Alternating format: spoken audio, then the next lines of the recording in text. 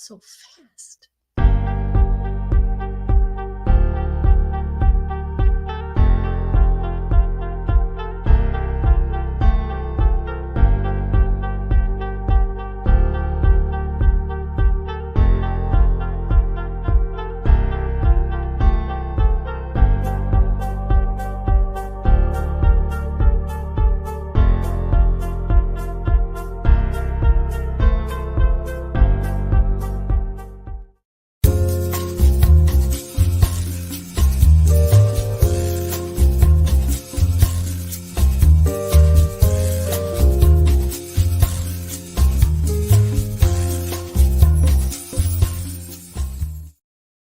Hey, welcome everybody. It is 7:00. Time for Sci-Fi Distilled.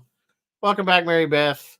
Hello. Hello. We're continuing with kind of a Star Trek theme here. We didn't really We've had a intend to do Star it. Trek month. It's kind of the whole month. Yeah, we didn't really intend it, but here we are.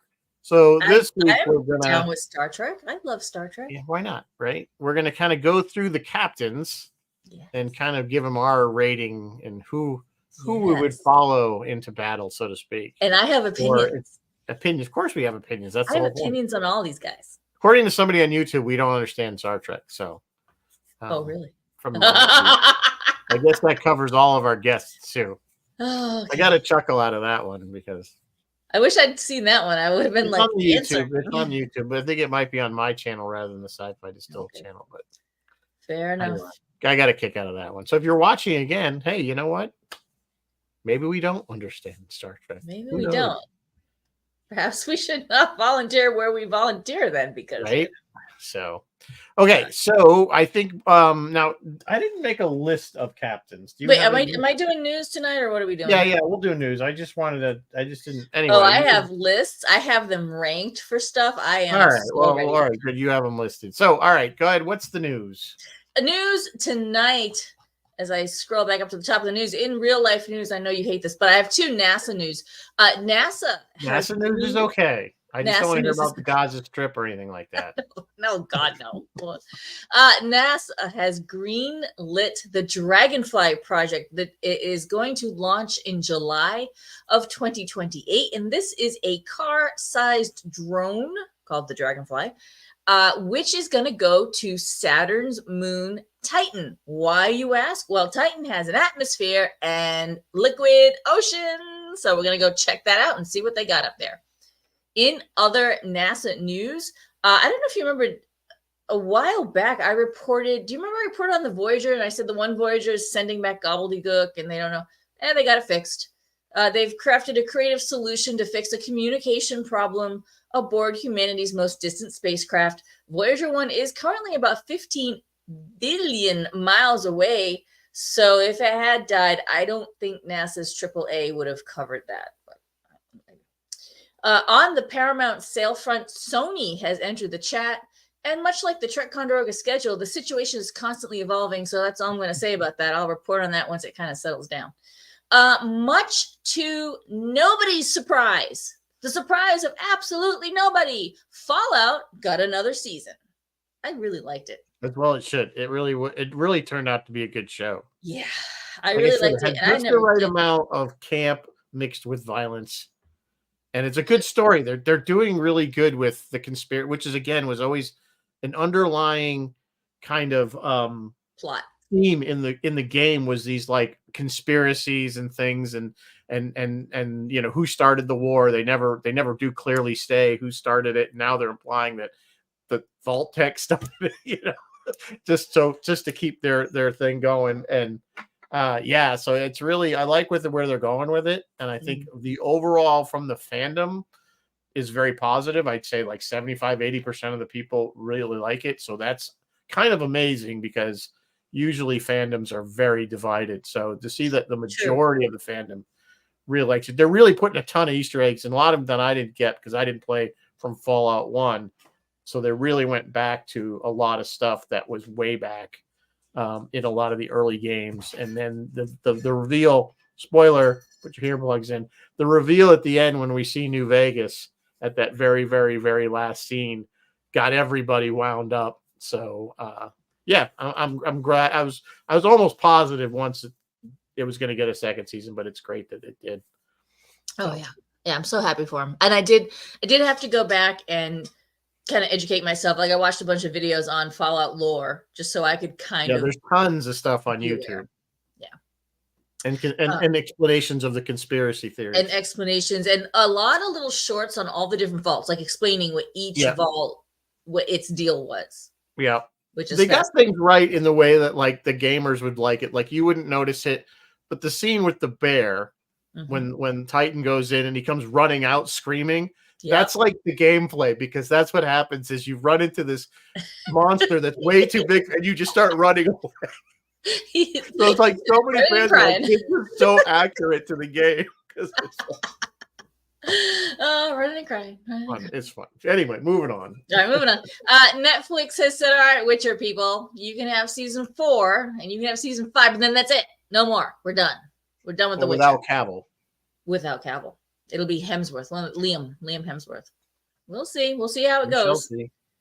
I don't think good. And finally in the news, last piece of news tonight. You guys have all seen it. You guys have all loved it. The Deadpool Wolverine trailer dropped. Oh, yes. I am so excited. Great. Yes, that's going to be... I might have to actually go to the theater.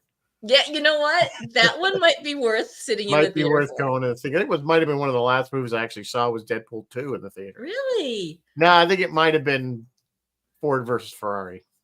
I think was like the last movie. Oh, Ford versus Ferrari. I remember that one too. Yeah. That's really good. There's still no clue what the plot is, but I do still think he is going to try to fix the Marvel timelines. Remember I reported about how Marvel's quietly canceling a bunch of shit. I think they really are revamping and using this movie to like change direction and everything. Yeah. Maybe Paramount should look at that and fix all their Star Trek timeline stuff. Who are we going to have? Doctor Who come in and fix the I don't understand the timelines for us? Michael Burnham will come in that little Red Angel thing and start zipping around in time and fix things. Did you guys, speaking of Doctor Who, did you guys know there actually was a Next Generation Doctor Who crossover comic or a graphic novel or something? There was. I'm aware of that. Yes. All right. What are we drinking tonight? We're drinking. I was trying to come up with something, but so this is called Captain's Vacation. Yes, Fez. I know it should have said Captain's Holiday, aka after the episode, but I did not invent this drink, therefore I could not really change the name of said drink. So it's basically ice. I don't know why that's even on there, but of course you put ice in a drink. But pineapple juice, some kind of spice rum, either Captain Morgan or Kraken, and some lemon lime type, 7-Up Sprite type soda. So yeah, rum and Sprite, sure. Pretty good. Yeah, I imagine that's pretty good. Nice, refreshing summer drink if we ever get there. Pineapple juice, sure. That's a nice, refreshing drink. Yep. Sure. Yep. So anyway, all right. So how do we want to do this? Do you want to chronological order? Okay. Should I say? Yeah. Do you just want to go in chronological order? I suppose that's the most logical. Okay. Just want to say hey to somebody. Hey, Bill and Chris and Jeff and Dennis and Dr. Alexander just joined us. Thanks for joining us, guys. Shadow is here. All right, yeah, I guess we'll go chronological. So I guess we'd start with Pike, or should we? If we really want to go in the Star Trek timeline, or should we just go Kirk and then? Because when I think of Pike, actually, I kind of think of Anson Mount. So. Well, I'm just saying if we're going chronological in aired order, or are we going chronological in actual star date? Aired. So that would still be Pike. Yeah. You're right. Well, aired, no. Jeffrey Hunter Pike. I don't have much on him. It would be Shatner first because we didn't technically they didn't air the pilot until that's true, or until Menagerie. This is true. All right, we'll start with Kirk, even though to me that's like starting at the ending, but we're starting at the end. Because that's what everybody's just going to say Kirk. Yeah, everyone's going to say Kirk for everything. I mean, it's really hard to beat Shatner's Kirk. He's iconic for a reason. But the character, if we just look at the character, I mean, obviously he's almost invincible. Like he always seems to pull it out at the end. Like I've never, what I'm saying? I don't like to lose. That's his whole thing. He's very clever. Kobayashi and we've seen this in so many. That's what I always loved about certain episodes, like particularly like Corbomite Maneuver and Balance of Terror. It's where we see his kind of clever way of thinking to get out of a situation. He bluffed his way out. He used tactics in Balance of Terror to, that kind of thing. So he's not a diplomat. We know that. It's not how he operates. Nope. He's definitely a Zap Brannigan type of. Very much so.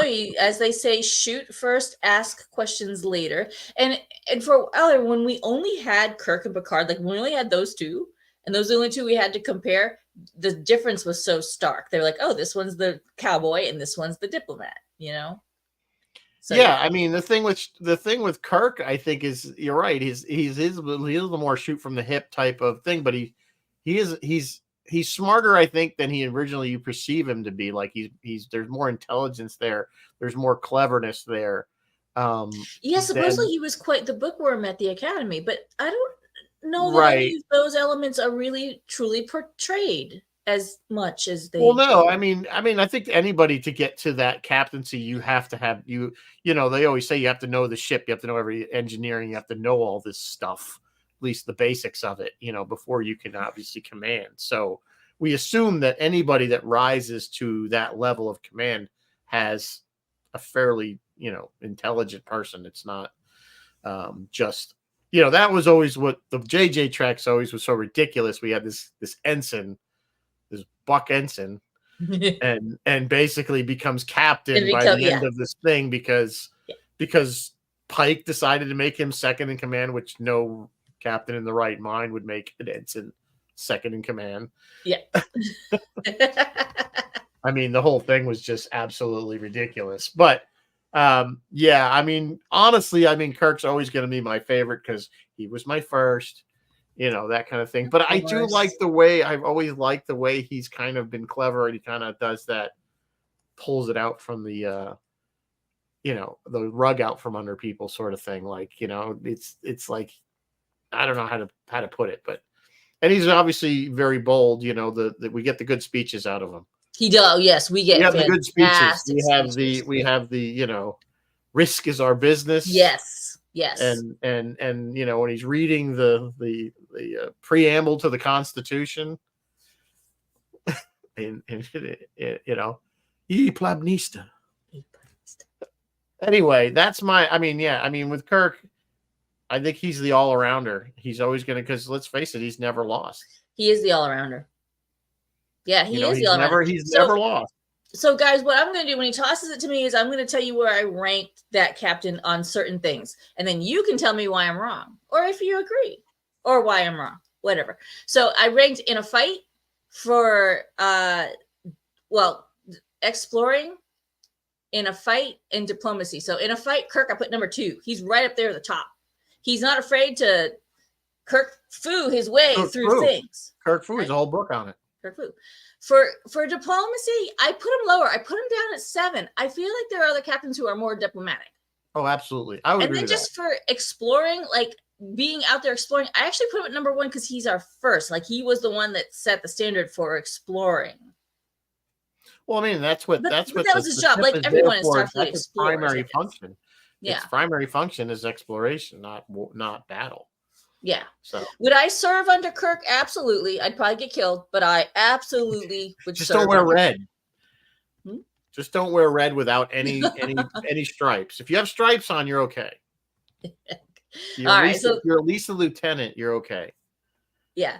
Everyone's saying that Kirk set the standard, and all the captains are compared to Kirk. Bill's even saying he even beat Spock at chess. He did. Spock let him win. I don't know. Yep. That was right from I think that was in the original, the second pilot, where you say irritation. You're irritated, Spock. Because because Spock is so logical, and Kirk is again using that gut feeling, coming at it from an illogical viewpoint. And that's why he beat Spock, because Spock can't think illogically. Yeah. Making the desperate move until we saw Galileo 7. Yeah, and Kirk chose it was time to make a desperation. Kirk could think outside the box in a crisis. He was creative at crises, right. whatever the word is. Right. All right. Is that So enough on Kirk? moving up Moving on. through the CBS timeline, the next, of course, would be Jean-Luc Picard. Now, of course, this Yes. is a lot of people's favorites, and we have to give him a lot of credit. He is certainly the diplomat. Yes. He certainly has skills in battle, but I don't think that's his strong area by any means. I think he is competent, but not exceptional. Yes. But I think diplomacy is his thing. The one thing that always bugged me about TNG is they always did the right thing. Of course. Like it was always that goody. I call it the goody two shoes trek because they always did the right thing. But I loved it for that. It was always like, oh, but they were always given options where they could do the right thing. Yeah. Or they would figure out, you know what I'm saying? Whereas when we get up to DS9, that doesn't play out anymore. You know yes. And we'll get there. We'll get to Sisko. Yeah. So Picard is a great captain, and certainly who would not want to serve under him. Absolutely would, yes. And he doesn't tend to get people as killed. One of the things I think his strength was I think he listened to his crew out of all the captains, probably the most as far as if they had, except Wesley Crusher. Shut up, Wesley. Yeah, I hear he was much more erudite. Despite Kirk also being a scholar, I would call Picard more erudite. But yes, you're absolutely right. He definitely fostered a collaborative effort, and not that informal collaborative effort that you don't like with Pike and Burnham, but a formal, but everyone can put their, give their 2 cents. They felt that they could, right? Decision, that he was open to that, not necessarily criticism, but opinions. Yeah. And he actually would seek it out. Of course, they were always in the it was briefing room. Well, his ready. They called it his ready room. No, it wasn't even. They did have a briefing room, and it was a briefing room, I guess, on the D bridge where they had the table. Yeah. Yeah, they'd all sit around. So it was like their version of the briefing room. Yeah. So a lot of times they would go in there and kind of, okay, what are we doing? Yeah. So where did I rank him in fighting? Way the heck down at number 8. He's not one to throw a punch. No, he's not a physical person. But for diplomacy, I put him right up there at number 1. I put him right at the top. There's no question that he's the number 1 with diplomacy. And then for his exploration skills, is he out there exploring? I kind of put him middle of the pack at number 4. That next gen, that's what their job was. Go explore. I mean, every single one of these guys, their job is go explore. So this is kind of not this Sisko. Is a dumb measuring tool, but Sisko's wasn't. He kind of did it by accident, so to speak. But would I serve under Picard in a hot second? I would absolutely love to. Was he creative in a crisis? I don't know that he was creative, but like we just talked about, he did seek opinions and information from his staff to make an informed decision. So yeah. Wait, Bill is reminding me that Picard did fight off Klingons. Yeah, he also got stabbed in the heart that one time. So none of them are above throwing a punch. They've all thrown a punch. They all do get into fisticuffs. When the script calls for it, they'll throw that right hook. But I think Picard is probably the least, and he's also probably the oldest of the captains. Freeman is pretty old too. But yeah, he's probably the oldest of the captains. Yeah. So at the time, we're counting the episodes or now?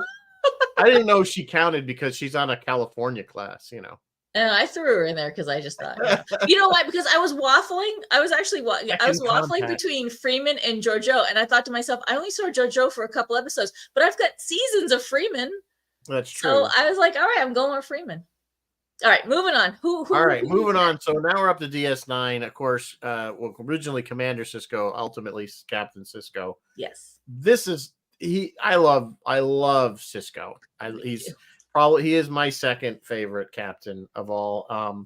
I loved him because I felt the character was the most realistic person in Star Trek universe as far as the officers go, and I think he was also faced with the most realistic decisions, particularly with war, because there are just no good answers. There's none of that. We're going to have that smiling, laughing bridge shot at the end of the episode because everything turned out well. And as we know, it didn't turn out well is because thousands of people were killed during that war. And it just, it just showed you the full roundedness of that person. But he also is a good diplomat. Yes. I put him definitely above Kirk on the diplomat scale. Yes. And he is Did very out clever, there. of course, also with battle, as he had to be, because he He was had to be. basically in charge of the entire fleet at that point that's going into the Gamma Quadrant. I So- absolutely agree with you. He was the most realistic human. And in the Pale Moonlight, where he said, "I can live with that. Computer, delete that." You know, well, not my computer. Yeah. And the other thing I love about Cisco, I love it, is every time Jaco, and he hugs and kisses his son. Oh my God, do I love that? We need more of that. Yeah, he wasn't Please afraid stop. to nurture his son.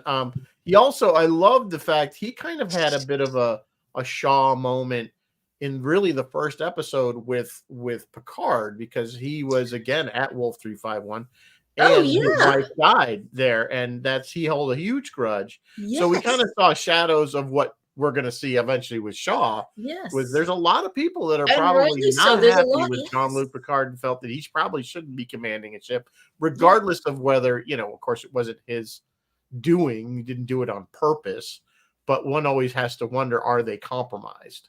Yes. And I think that's where they were coming from. Which goes a little way to explain Picard season 1, but that's good. We don't need to go there. Yeah, but Cisco, I love Cisco.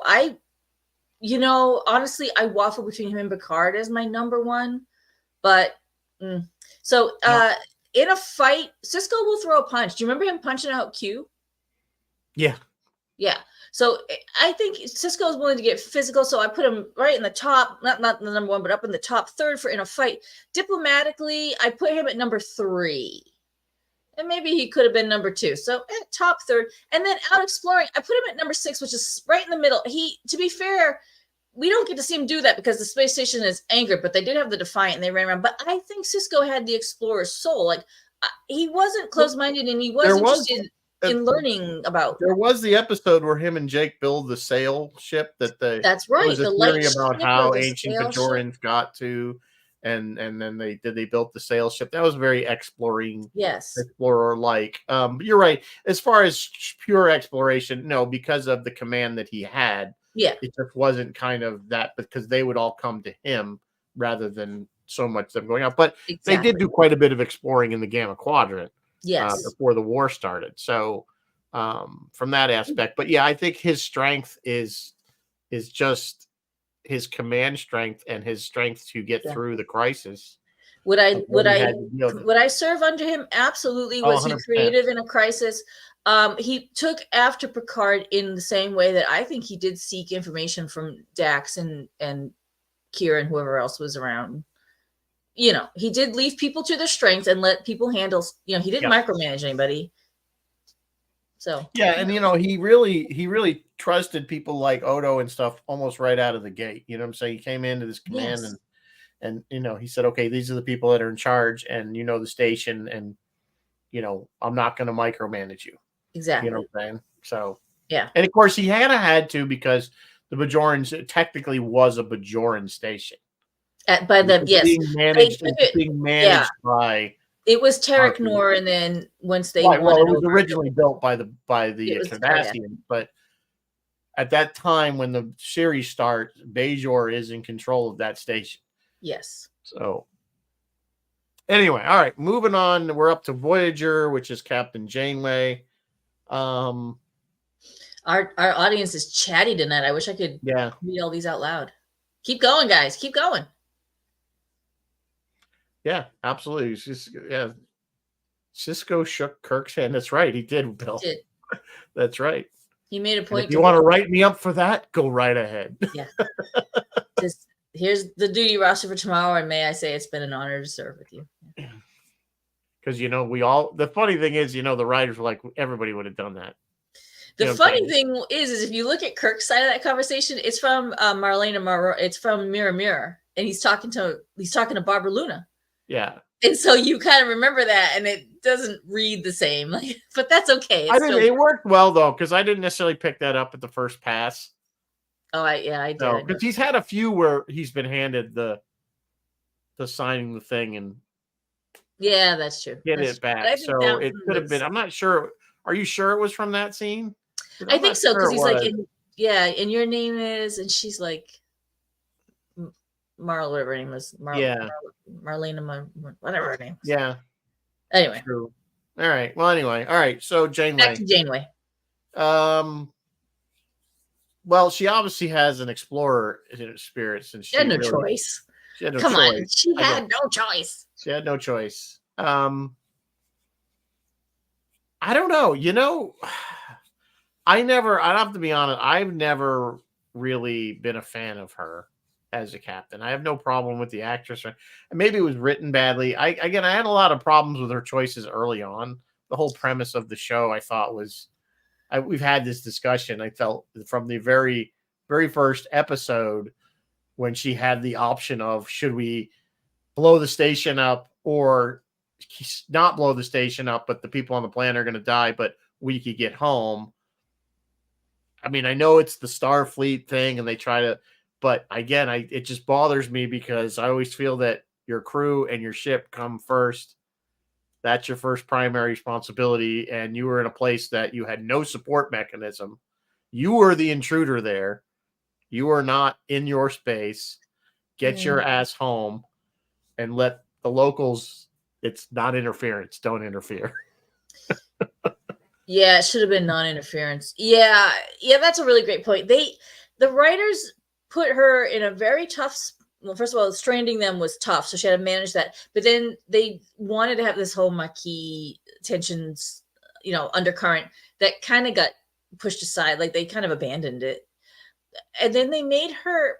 She's not perfect. She really isn't perfect. She did make some really not interesting. That was her first biggest not questionable. mistake. Not interesting. She made some decisions. She made some decisions, and it's funny because we're going to bring the Starfleet, and Federation ideals, we just because we're out here we don't abandon them, and okay, that's fine, but the same time it's like you're basically now bringing your ideals to other people.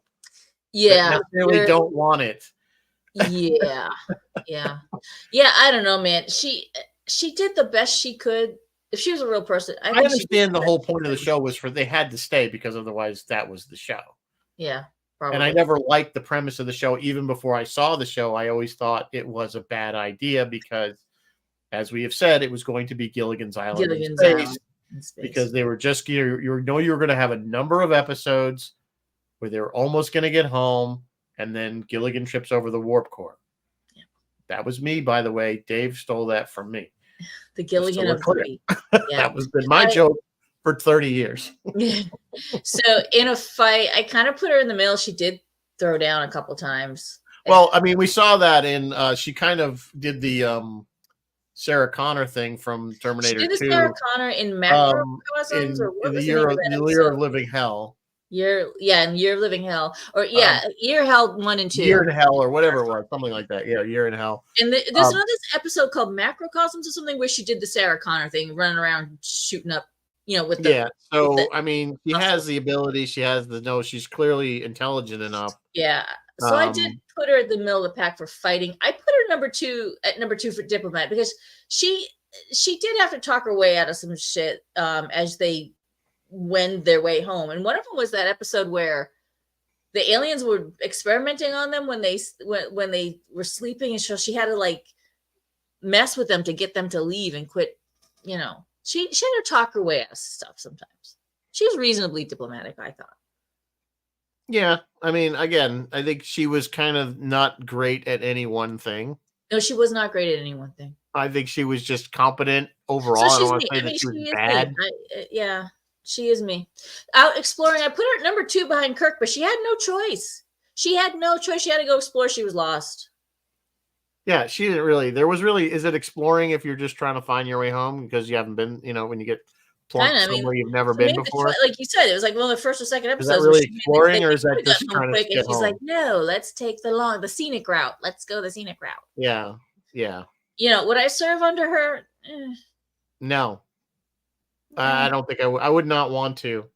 Was she creative in a crisis? I don't think she had crew. She doesn't have crew. I don't think she has look at poor Harry Kim was a lieutenant or an ensign for 7 years.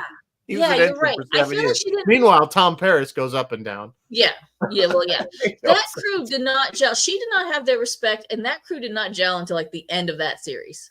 Like it did not come together until after seven. yeah, Or it's the series in general just had a lot of issues, and yeah, she bargained with the Borg. There's something. But by that time, the Borg had become neutered. yeah, You know what I'm saying? It's like once we got to the Hugh episode in TNG, and then and then Lore was screwing around with the Borg. Remember, Lore had his own little clan of Borg.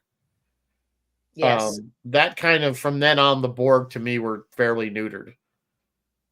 They just yeah. They weren't. they weren't as big a threat as they were initially. Yeah.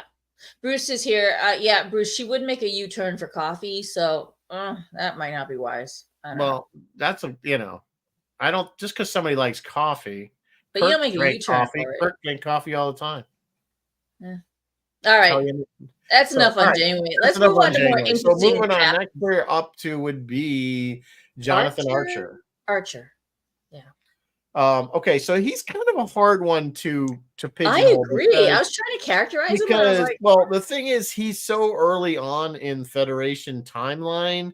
It's like, okay, diplomacy. The arc he got better. He didn't start very good. He hated Vulcans, so he had a chip there. He had a legitimate gripe with the Vulcans. But again, there's a whole arc where he ends up holding a Syrox Katra in his brain for an episode or two. So, there's an arc there with him and the Vulcans clearly, but his whole thing was exploring. That's what they were going to do. They got thrown into these other wars on their own. A few things I liked about him is when we got to the season 3, the Xindi arc, there was a few episodes where he was like literally willing to throw somebody out an airlock to get information out of him. Like he was ready to go into the dark side. And there was a very dark episode where he like left that crew where he stole their parts to keep his ship running. I would argue he was darker than Sisko. Sisko had to make hard he was there's definitely darker moments in Sisko with that. Yeah. Sisko had to make hard decisions or amoral decisions, but Archer straight went to the dark side. Yeah, and Chris, I don't know, Chris makes a really good point. If I can get my mouse down there. Where he's saying that all the rules were not in place. Basically, they did not have the Prime Directive, which is what a lot of what T'Pol would keep saying that the Vulcans kind of did. It's like we don't interfere with other cultures. We don't do this. We don't do that because we basically learned that there was a bad idea. Things don't always work out that well. So, it's hard to quantify him with the others because he's not in the established. There's no federation at this point either. There's not even any kind of coalition there's nothing. There's just Starfleet. Hi, Fez. And an Earth alliance, so to speak. In other words, Earth is under one government. Yeah.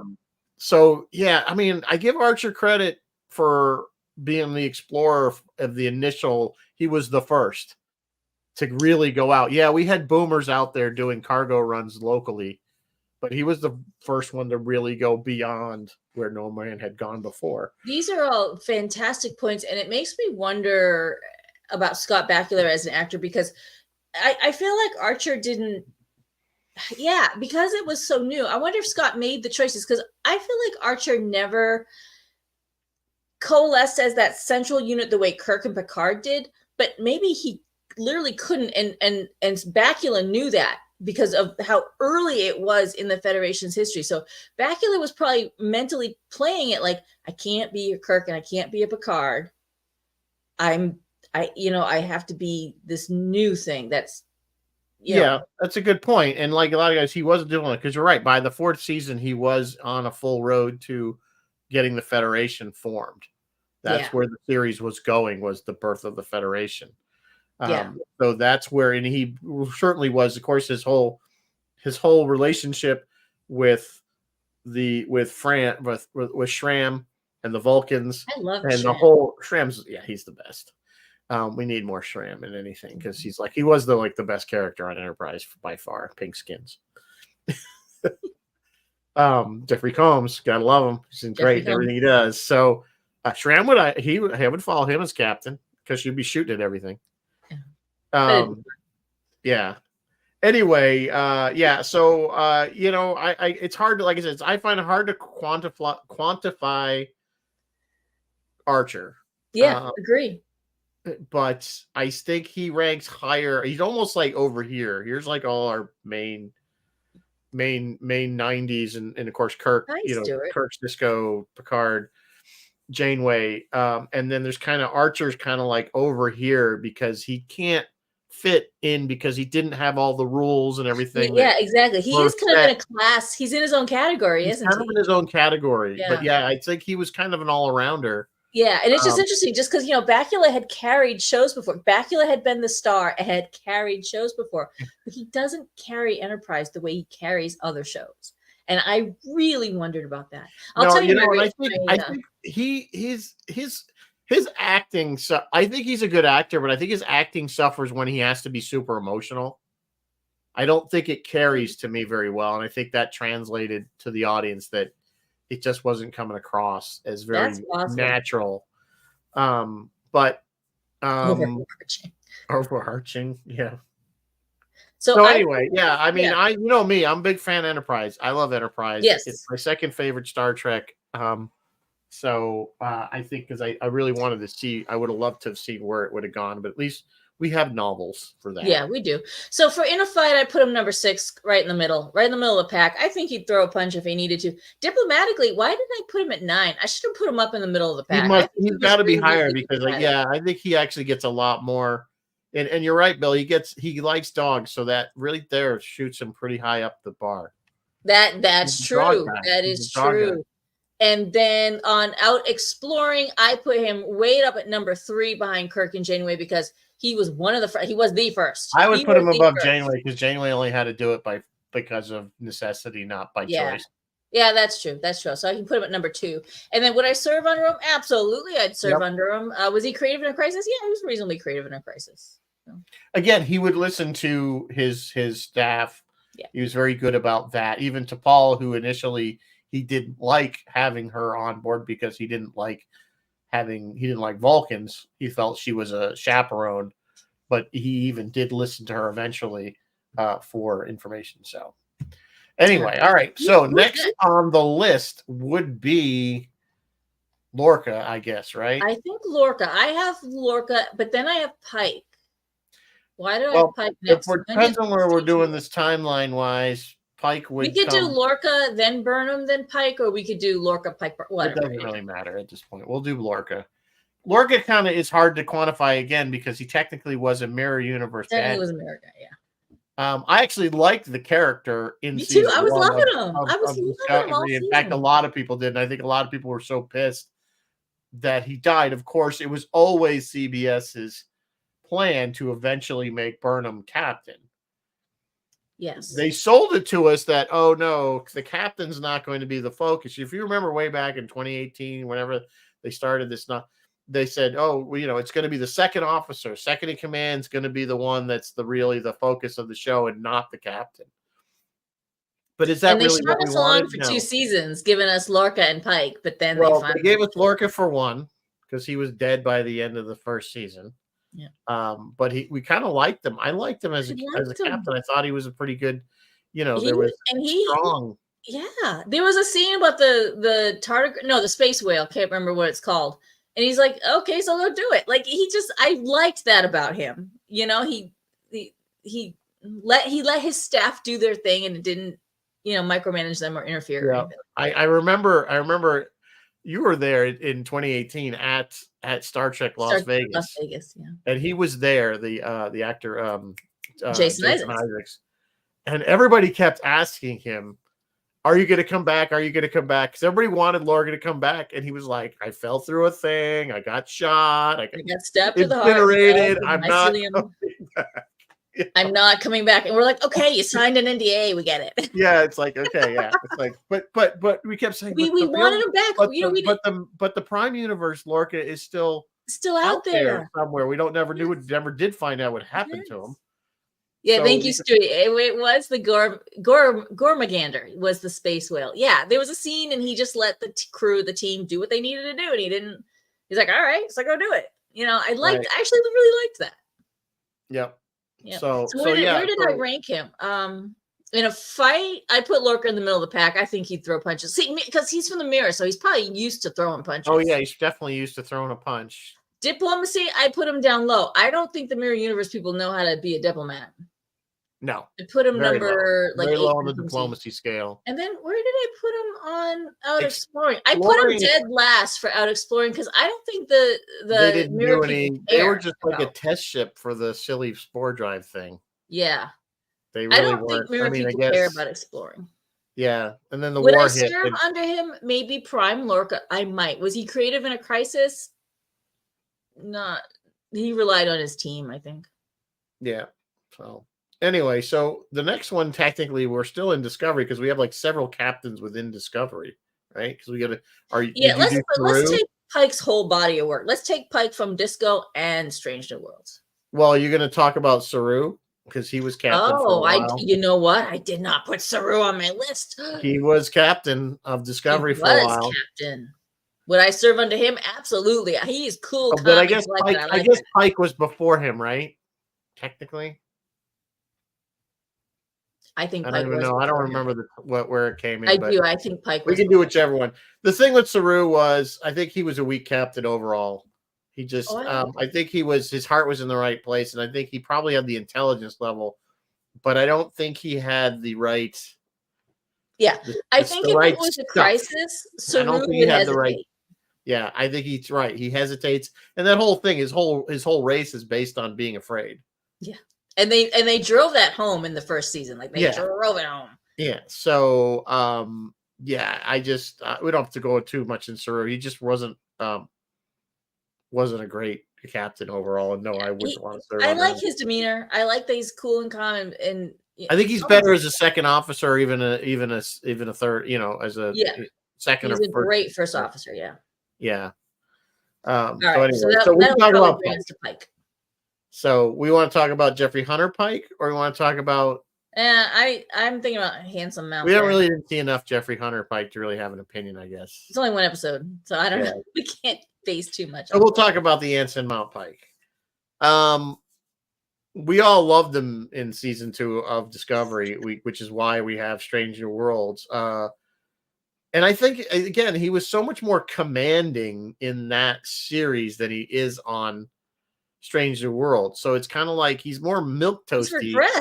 He's regressed as a It's like, I don't know why they like dumbed him down in a way. They like in because he was much better, much more in command, and somebody you could clearly go, I'll get behind this guy. We've made the observation on this show before that this past season of Strange New Worlds, Anson Mount spent a lot of time in the back of the scene making faces instead of actually acting in the scene, which is odd to me, incredibly odd. I know his baby was born. I know his first daughter was born. I know, but they should have used him more wisely, I think. Stuart, the USS Glenn was his test ship. Yeah, it was one of the other ones. They both were testing. The Glenn was the other test ship. They both were. Just the Glenn things went badly. They went very badly. Anyway, I mean, I liked season 2 Discovery Pike more than I like Strange New Worlds Pike, even though it's the same guy, but I agree with you. I think he's very intelligent as a captain. I think he has that, and I think the fact that he does listen to his crew maybe a little too much. Yeah, you know what it is though? He's working through some personal stuff. I don't like that. He saw his own death.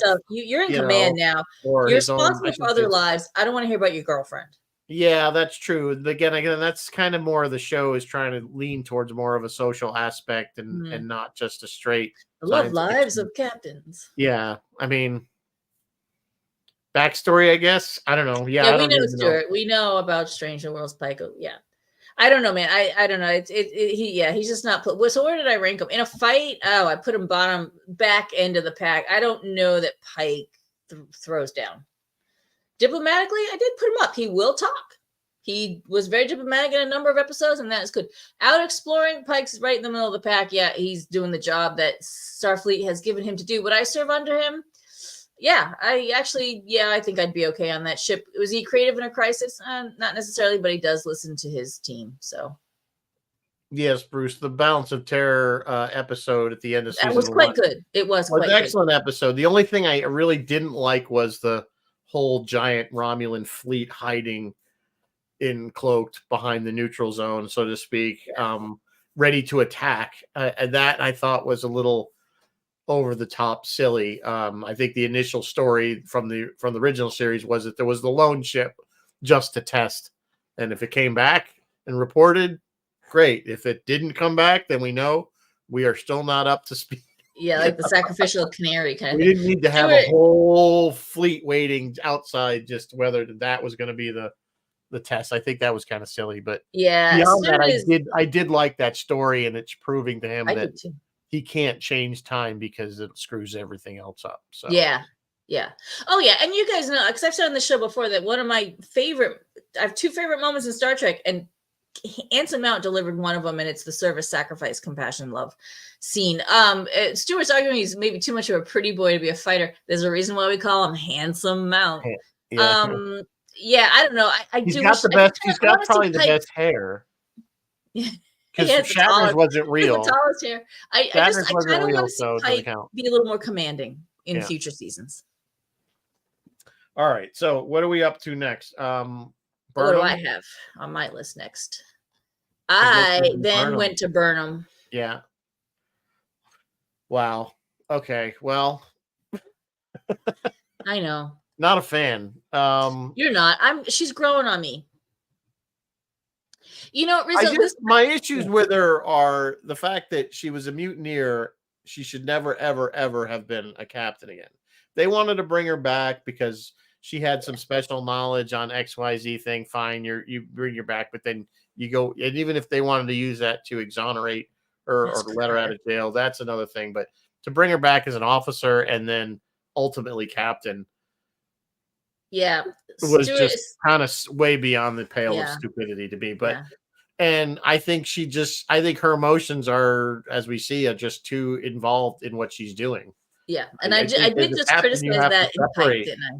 You have to separate your emotions from what you're doing. You can't let that drive you. Yeah. Stewart just said Burnham has become a much better character. And Stewart, I absolutely agree. And you know, it wasn't until this past episode of Disco that it was highlighted for me when spoiler, current Burnham, season 5 Burnham meets season 1 Burnham. And the stark difference.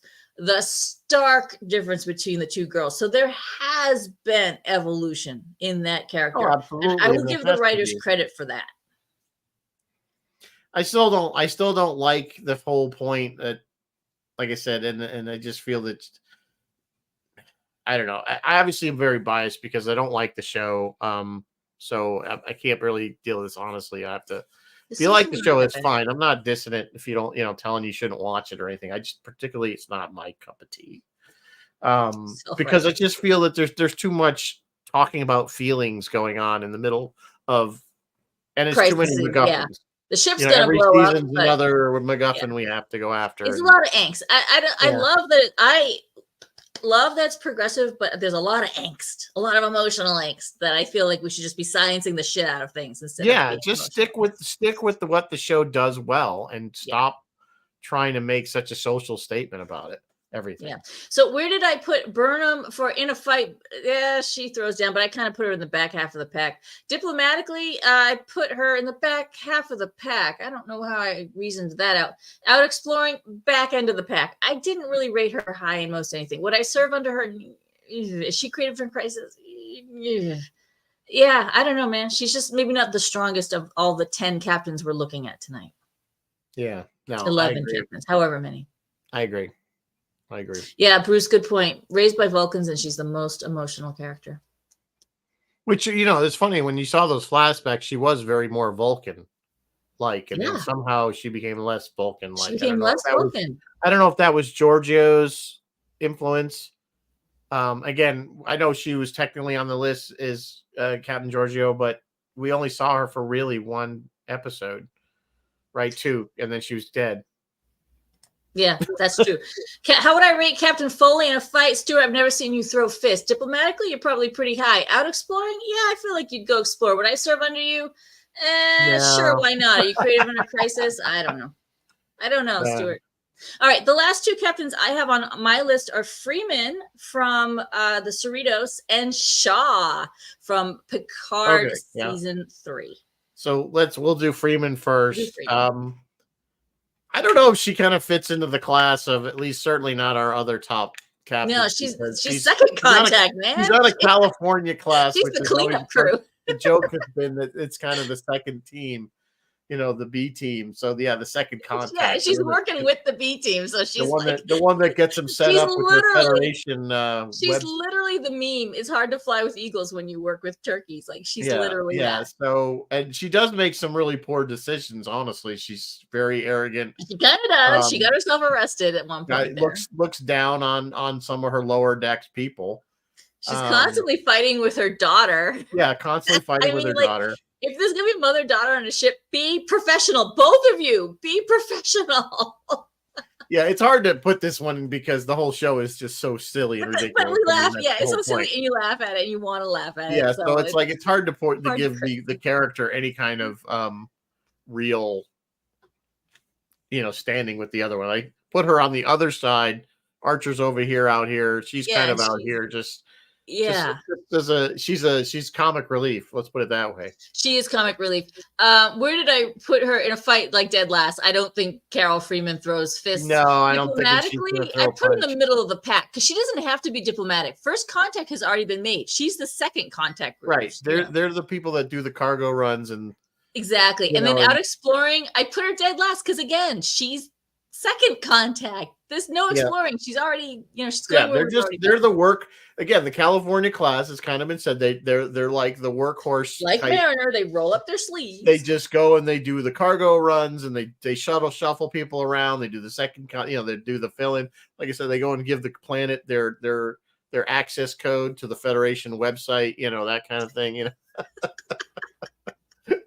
Would I serve under Carol Freeman? I wouldn't want to, but I'm sure I'd do fine. And then is she creative in a crisis? She really shouldn't be getting in as many crises as she's getting into. Right. That's kind of the point of this. Yeah, I guess it's very creative, that show. I love that show. Oh God. Of course. Yes. No, we don't. Save, guys, go sign the petition. Save. Yes, we want more lower decks. Save lower decks. So finally tonight, our new favorite, Todd Stashwick as Captain what was Shaw. His first name? What's Shaw's first name? Do we know? Liam? We don't know. Is it Liam? Is it Liam? I don't know. Okay, whatever. It's Captain Shaw. Somebody out here. Somebody must know in the chat what his first name is. What is anyway? What is his ship? Now I can't remember his ship. Oh, it's hard getting old. The memories the first thing to go. It was the Titan, which will eventually Thank you, the Titan. Which will eventually, Liam. yes, it was Liam. Thank you, Stuart. I was right. It was Liam. Which Titan, which became the Enterprise, which was again a mistake in my opinion. You don't need to rename ships. Bad juju. Bad juju. I agree. So anyway, Liam, go ahead. Yeah. No, I mean Shaw was an interesting character because initially I didn't like him. At first, the first kind of time you met him, because again, we had another character in this Picard series crapping on Riker and Picard, like just being kind of rude to him and not treating them with any respect. But when you get to he grew on me very quickly because you're like, you know what? He's right. He's like, no, I'm not doing that. We're not going to go do this crazy thing, because it is the reality of what would be more realistic is like, we're not going to go and fly off the handle and go do against, Starfleet orders and just do whatever and the No, of course, was the best, which he's known for now, of course. I remember you and I talking about the No episode the next morning, like the very next morning. And we were both like, he was right. He was completely right. He was right. Yeah. And then, of course, we get the Quint speech out of him. And then we get the Quint speech out of him. Which is so ironic because he's Captain Shaw, which... it was deliberate. It's not ironic. It was quite deliberate. It was a choice. Yeah. So, yeah, that speech was epic. And he was right again. Yes. in that speech, like basically putting Picard in his place, saying, Yes. this was what I had to deal with. So,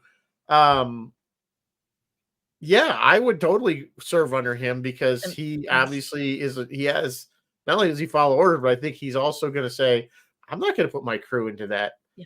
You gotta be kidding. He This was is a probably very a hard ass to serve under, but Well, yeah, he was really hard again, and now we had 7 of 9 there as a second officer, which again I kind of find it cracks me up. She was like a vigilante, and now she's a commander. Now, I'm sure they gave her credit for all the years on Voyager, blah blah blah. Before everybody starts jumping on why, but I still say it's kind of cracking me up that she's a commander and second and right out of the gate. Yeah. Again, that's what the writer. That's her arc. Starfleet will promote it. I like her character. You know what I'm saying? And then her ultimately becoming captain. Of course, we don't know what her captaincy is like. True. Maybe if we get Legacy, who knows? Maybe if we get Legacy, we'll see. Where did I rank Liam Shaw for throwing fists? I feel like a dipshit from Chicago absolutely would throw fists. So I put him at number 3. Diplomatically, I kind of put him down in the back end of the pack. I don't see him. No, I don't. I see him as a very competent commander. Yeah. I don't see him. He'll follow orders. He's not, but he's not going to go. I don't see him pulling a Corbomite maneuver type thing. I don't see him, negotiating, like you say, a peace treaty or something, or talking his way out. Exactly. I think he's just a solid, competent captain in the fleet. And then for out exploring, I put him in the back of the pack, but he would do his job. Like if the Starfleet job is go forth and explore, he'd do it, So would I serve under him in a heartbeat? By this point in Starfleet history, that the exploration part has kind of gone by the wayside. And it's more like just keeping the Federation together. Let's see. It's like more like we're just trying to keep things running here at this point, let alone. Which is what always bugged me about Picard, because I think they deviated so far from Star Trek, what had been established, in the sense that this is the Federation and this is what we stand for, and and then we get to Picard and everything's gone like you're in the Mirror Universe or something. Yeah, it's like no, that's not what Starfleet stands for or Federation. So anyway, I would follow Shaw. I'd serve under Shaw. Captaining him. Yeah. He also has good taste in drinks, so yeah, he has good. He does. By the way, those that you don't know, where is it? Ashbrook has a cocktail book that he wrote with other people on his site, which is called Nerd Circus. Nerd Circus, yes. So if you want to check that out, I have a signed copy. Yeah, Bruce is saying he wouldn't get himself into most situations, so he wouldn't have to be either diplomatic or throw fists. That's true. Yeah, he would always. I think he would take the safe route. Right, exactly. If he saw trouble, he'd be like, "Turn tail, we're out of here." Yeah, that's us. Take care of my crew first. Yeah. Exactly. So, and just a side note, of those of you who are watching Disco, we have a new hard ass, a captain who's been in trouble and has now been demoted. So I don't know if they created this character because they saw people like Shaw, or if he was already in the works when Shaw came along. But it's been an interesting season 5 has been an interesting ride so far. So I don't know. Okay, guys, I think that's my whole list. Was there anybody else? We've gone through the whole list. What Feel do free you to guys obviously disagree with us. We don't know what we're talking about anyway. Do you agree? Do you disagree? But I think we all agree. At least, well, I shouldn't say. I'm saying I still think Kirk's going to be the number 1. Yes, Captain Rayner. Kirk is going to be my number 1 captain of all time. Still, really? See, I'm waffling between Picard and Sisko. Sisko's my number 2. Sisko is definitely number 2. Strong number 2. Yeah. I don't know. Kirk's not in my top. I think I'm going to put Picard and Sisko as the only reason I'd say Kirk's first, because Kirk's going to get your ass out of the fire. As long as you're not wearing a red shirt. I suppose. As long as you're on the ship, stay on the ship. I suppose. If you're on the ship, stay on the ship. You guys ever watch the show? You don't know. Let's get out of here before these guys, before one of them kills Guy. Did you guys Maybe you're the They fucking they look comic cute now, but they're gonna turn all scary. relief. The best Star Trek movie Hey, ever. Denise Okuda says it's the best Star Trek movie, and I trust anything And Denise of course, Okuda says. I've had this conversation with the Okudas. Absolutely. Yes, they agree. I got kicked off of Star Trek Facebook group because I said that. Because you said Because I said Galaxy Star Quest. Trek. Because I started said.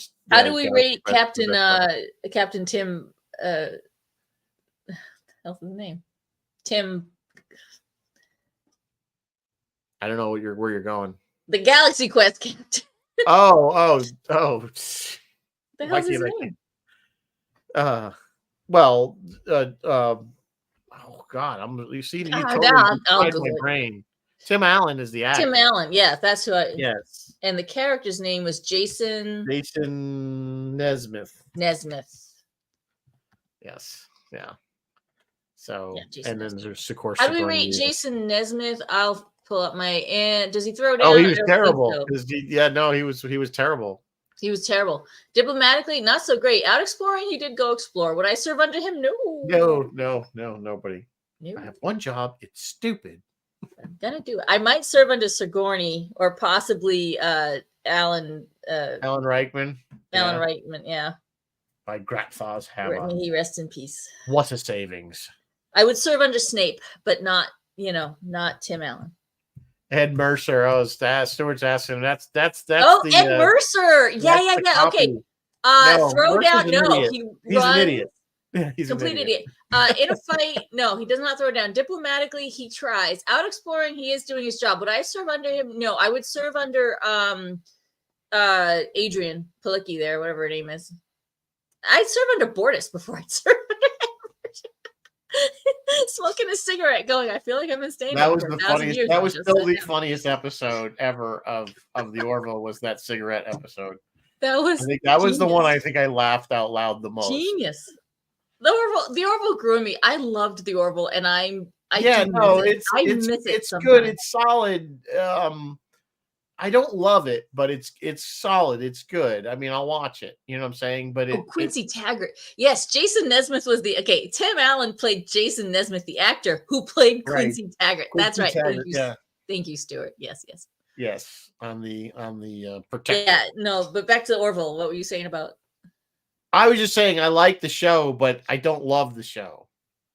I don't know what it is about it. I think it's just because it feels like Trek. It feels like TNG warmed over. I think I would have liked it more if it just stuck with being funny. Yeah, like maybe. Stop trying to be, because I think it accidentally turned into real sci-fi. Yeah, it's like in the second season, all of a sudden, the humor kind of went to the side a bit. Yeah, by the time we were fighting with the Kalons, it was like serious stuff.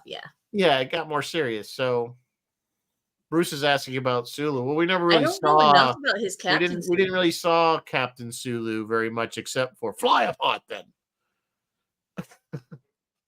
Except for the last movie. Target that explosion and fire. Yeah. That's all we really saw, Captain Sulu. If you go any faster, she'll fly apart. Fly apart then. So, but Sulu didn't really like Kirk much anyway, so. Anyway, it's past the hour. I think we've covered it, guys. What does Bruce and Phil got going on? Roy, I don't know. He hasn't posted yet. Phil just as Friday Night Freeform on Friday, but next week, next May the 2nd, Rizzo and I will be on WUSB Stony Brook with Captain Phil to talk about Trek Condoroga and all the exciting things we have going on there. So tune in to hear us blather on another radio station. Okay. I don't know what we're doing next week. I guess. Are we still in May? I mean, in April? No, we're in May. By next week, we're in May. We should move on to a new topic. We've been doing Star Trek for a whole month here. New topic. No more Star Trek. Oh, it'll be May. Let's do Star Wars. Star Wars. Yeah, we got to do Star Wars stuff, right? Star Wars. It's May is Star Wars month, right? So, yeah. Yeah, we'll do everything we just did for Star Trek. We'll do for Star Wars. If anybody is in the Connecticut area this weekend, they are at the New England Air Museum. It is Space Expo this Saturday, and I'll actually be there with the New England and Connecticut garrisons of the 501st Exciting. in my X-Wing gear. So come Very see us. cool. Come say hello.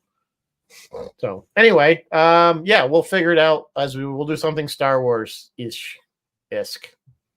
So I'm sure we got plenty of material to get through the whole month of May, or at least most of it Absolutely. anyway. So all right, We and on will have that one note, week off the week of Ticonderoga, so yeah, we'll probably take because we're definitely off because I'll be in because Thai. you'll be that in Thai Wednesday. already. Yeah. Yeah, I'll be in Thai already. So, all right, guys. Good night. Live long and prosper, and may the force be with you always.